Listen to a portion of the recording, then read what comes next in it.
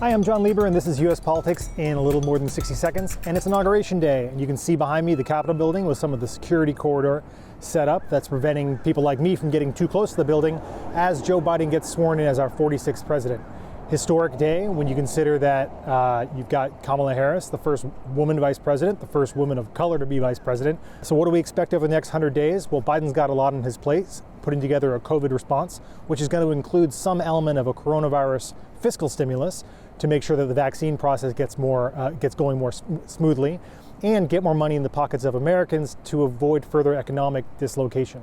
He also has to get a lot of his cabinet nominees confirmed, which is going to be not impossible to do in a 50-50 Senate controlled by the Democrats, but it just could take some time to get things going, as inside the Senate, they're still trying to organize the rules to determine how they're going to come to a power sharing agreement. The final piece of Biden's first 100 days is going to be undoing a lot of Trump's legacy, and that means a number of executive orders aimed at trade, aimed at immigration, aimed at the environment. You're going to see Biden re-enter the Paris Climate Accord right away, and we're going to see a lot of Trump regulations that were done in the last, say, 6 months or so of his presidency be undone through something called the Congressional Review Act. So that's going to take up a lot of time. Probably by the middle of the year, Biden will have most of his personnel in place. He'll have done at least one big fiscal stimulus, and he'll be gearing up for longer-term investments in both healthcare and energy infrastructure. So stay tuned.